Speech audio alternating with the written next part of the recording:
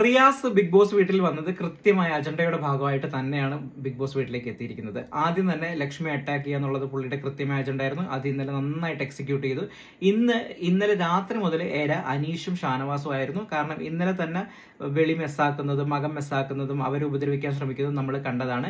ഇന്ന് രാവിലെ മുതലേ അതിന്റെ എക്സ്ട്രീം ലെവലിലേക്ക് പോവുകയും ചെയ്തു.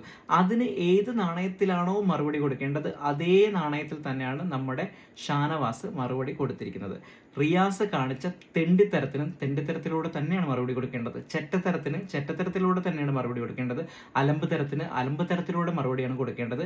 ഏത് ഭാഷയാണോ പുള്ളിക്കാരൻ ഡിസേർവ് ചെയ്യുന്നത് അതേ ഭാഷയാണ് ഷാനവാസ് കൊടുത്തത്. ഷാനവാസിന്റെ ഭാഗത്ത് മാത്രമാണ് ഇന്നത്തെ എപ്പിസോഡിലെ കംപ്ലീറ്റ് ആയിട്ടുള്ള ശരി നിലനിൽക്കുന്നത്. അനീഷ് അതോടൊപ്പം തന്നെ എടുത്തു പറയുന്നുണ്ടായിരുന്നു റിയാസിന്റെ പാർഷ്വാലിറ്റിയെ പറ്റി. അതിലും അറഗൻസ് നിറഞ്ഞ മറുപടിയായിരുന്നു റിയാസിന്റെ ഭാഗത്തുനിന്ന് ഉണ്ടായത്. സോ എന്താണോ റിയാസ് ഡിസേർവ് ചെയ്യുന്നത് അത് നന്നായിട്ട് നമ്മുടെ ഷാനവാസിന്റെ കയ്യിൽ നിന്ന് കിട്ടി. ഇതായിരുന്നു ബിഗ് ബോസ് ടാസ്കിൽ സംഭവിച്ചത്. ഇനി ഒരാളുടെ പേരും കൂടി എടുത്തു പറയാതെ പോകാൻ പറ്റില്ല. അതായത് സാബുമാനെ പറ്റി. സാബുമാനെ സെലക്ട് ചെയ്ത ബിഗ് ബോസ് ക്രൂവിനെയാണ് ആദ്യം ക്രൂശിക്കേണ്ടത്, അതല്ലാതെ സാബുമാനെ അല്ല. സാബുമാൻ ഒരിക്കലും ഒരു ബിഗ് ബോസ് മെറ്റീരിയൽ അല്ല എന്നുള്ളത് മനസ്സിലാക്കേണ്ടത് ബിഗ് ബോസ് ക്രൂ ടീമായിരുന്നു. പക്ഷെ അവരത് മനസ്സിലാക്കിയില്ല.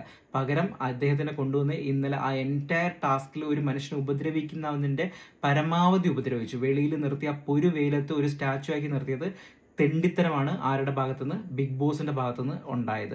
എന്തായാലും ഇതുകൊണ്ട് നേട്ടമുണ്ടായത് ആർക്കാണ്? സാബുമാനാണ് ഉണ്ടായത്. കാരണം പബ്ലിക്കിന്റെ ഇടയിൽ ഒരു പോസിറ്റീവ് അതായത് ഒരു നിസ്സഹായാവസ്ഥനായി നിൽക്കുന്ന ഒരു മനുഷ്യനോട് തോന്നുന്ന ഒരു സിമ്പതി ഉണ്ടല്ലോ, ആ സിമ്പതി സാബുമാനോട് എല്ലാവർക്കും തോന്നിയിട്ടുണ്ട്. അത് വോട്ടായി മാറുകയും ചെയ്യും. ഇതുകൊണ്ട് ആർക്കാ പണി കിട്ടുന്നതെന്ന് അറിയാമോ? ബിഗ് ബോസിന് തന്നെ പണി കിട്ടുന്നത്. കാരണം കണ്ടന്റ് നൽകുന്നവർ പുറത്തു പോവുകയും ചെയ്യും, പുള്ളിക്കാരൻ അവിടെ അകത്ത് നിൽക്കുകയും ചെയ്യും.